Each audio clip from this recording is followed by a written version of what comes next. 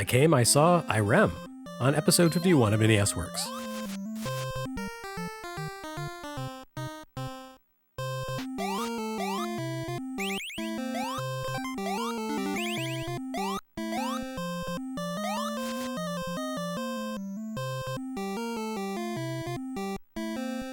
Last episode, we saw the double-barreled NES debut of American publisher Brøderbund. Now, here's another double-trouble debut, this time for Japanese arcade giant Irem. Admittedly, Irem was no stranger to the NES by 1987. We saw two of their games way back at the console's American debut in the form of Kung Fu and 10-Yard Fight.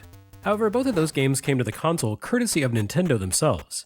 Not only did Nintendo publish them, they also handled the task of converting them to the console in the first place. A quirk of video game history that inspired a small amount of drama at the time. According to former Irem producer Scott Tsumura, Nintendo liked Irem's Kung Fu Master arcade game so much they wanted to license it as a first-party title. Tsumura's team had already pegged it as the game with which to make Irem's Famicom debut, however, and declined the offer. So Nintendo president Hiroshi Yamauchi went over Tsumura's head and signed the game with Irem's boss, effectively sniping it from its own creators. To sweeten this deal, Nintendo allowed Irem's team to manufacture its own carts with built-in LED lights, and also brought arcade football game 10-Yard Fight to NES for the American launch. Fast forward nearly 2 years later, and Irem finally makes its way to the NES, both under its own steam and with the help of, yes, Brøderbund. September 87 saw no less than 3 Irem titles hit the US, though the third, Deadly Towers, merits an episode all to itself. For now, here's Spelunker and Sqoon.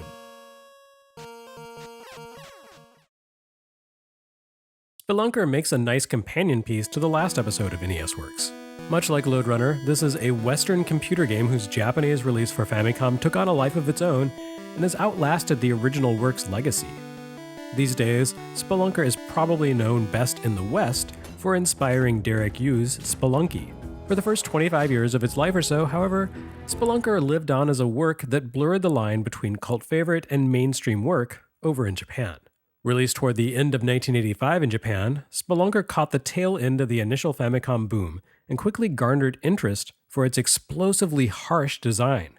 Its release date made it a contemporary of Super Mario Bros., Challenger, and ATLANTIS no NAZO.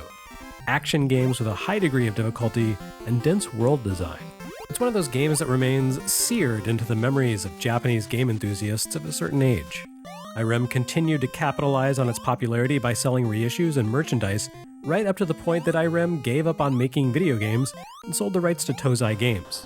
Irem didn't create Spelunker originally, though. The original version of the game dates back to 1983 when it first appeared on American computers courtesy of a company called Micrographic Image, which had spun out of Atari 2600 publisher Apollo Games, around the time the US console market soured. Spelunker was designed by a guy named Tim Martin, a man who believed that life can only be fully appreciated if you experience death as a contrast.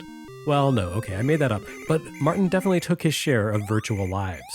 You could almost consider Spelunker the original KAIZO game, as it demonstrates the sort of nastiness one finds in tricky Super Mario Maker levels or indie games like I Want to Be the Guy. It offers zero mercy and is loaded with little gotcha traps, like unexpected pitfalls or uneven surfaces that bounce the players back into a pit unless you approach them just so.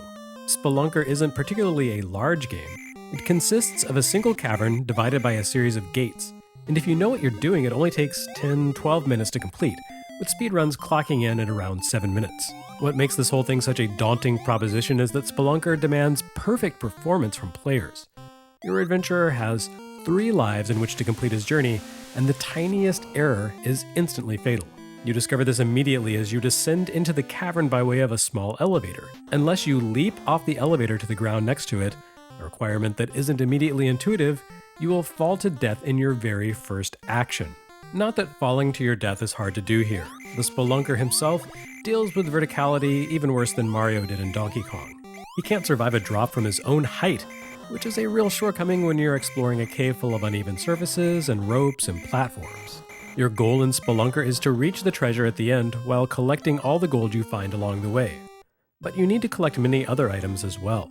You need both blue and red keys in order to open up the gates to the end, not unlike the design of Montezuma's Revenge, which shipped the same year as Spelunker. You need to collect flares, which will stun the bats that hover overhead, dropping curtains of deadly guano. There are also glowing icons that recharge your air meter, and pickups that give you random perks. All the while, you have to be mindful of how you leap, climb, and walk, avoiding falls while also evading geysers of steam and other natural hazards. Periodically, a ghost will materialize and hover toward you, and you'll need to pause once it draws near to gun it down. You'll also encounter a few one-time scenarios like a minecart that has to be steered through curtains of flame, and a floating bucket bobbing in an underground reservoir. The level design becomes more intricate as you advance, with the final phase involving a series of interlocking gates that require multiple keys to unlatch.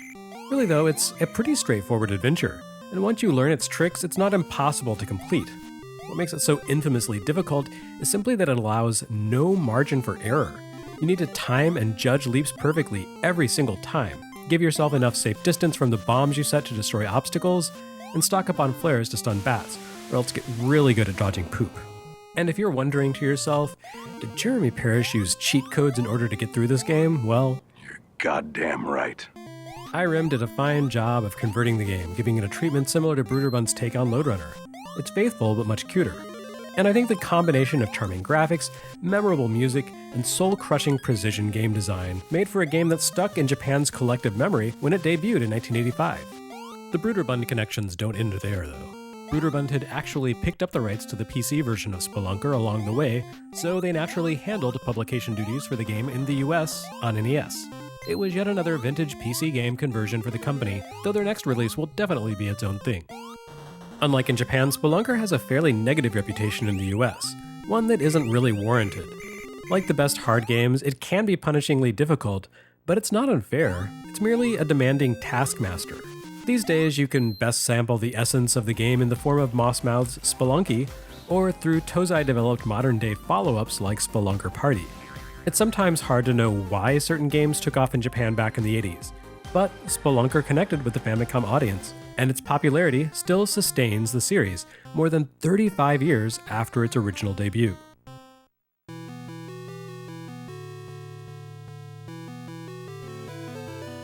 Equally difficult is Irem's first ever solo release, Sqoon. Sqoon is actually an original creation for the NES, developed by an arcade manufacturer called Home Data, rather than a conversion from PCs. Set in the underwater ruins of the planet Earth, Sqoon could best be described as a combination of Gradius, Defender, and Choplifter. You control a submarine that advances forward through side-scrolling seas, attempting to rescue the last surviving members of humanity from the vile Neptunians, who have seemingly taken advantage of climate change to invade the flooded planet and take over. As in Gradius, your sub has two weapons: forward torpedoes and diagonal depth charges. Torpedoes can be fired in massive volleys, while you can only release one depth charge at a time. But the limitations of the charges, which fire at a 45-degree angle forward and down, and have very tight hitboxes, are offset by the fact that they're far more powerful than torpedoes. Not only can they destroy otherwise indestructible enemies, they also pierce targets and can take out multiple enemies in a single shot. The depth charges also come into play for Sqoon's secondary mechanic. While this appears to be a fairly straightforward shooter, the majority of the game's content has to be uncovered by poking at the game. Certain structures along the ocean floor serve as prisons where the Neptunians have trapped humans. By destroying these buildings, you'll cause the people inside to be ejected into the surrounding sea.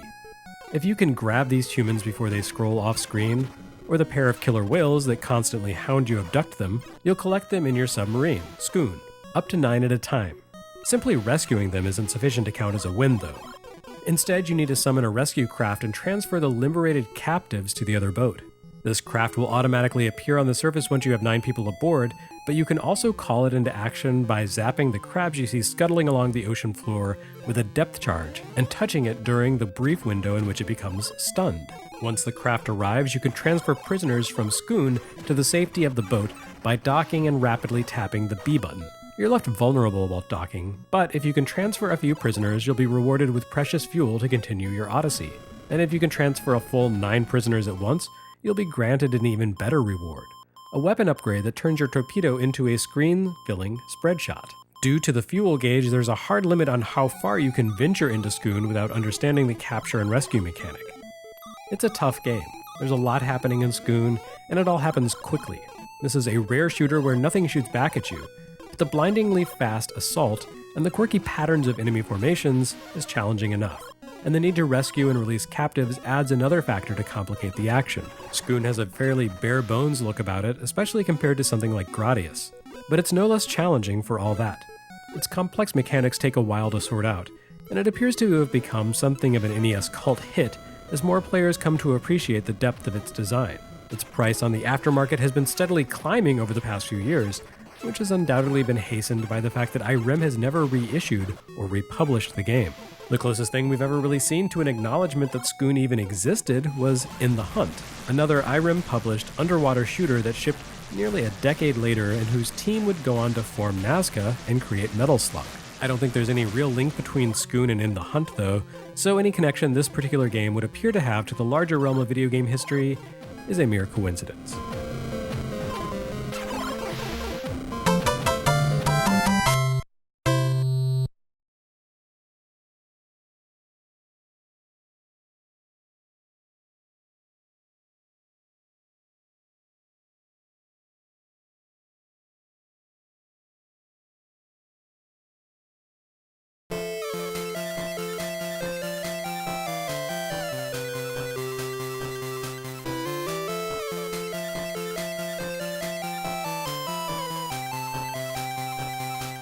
Next on NES Works, more shooters and more debuts.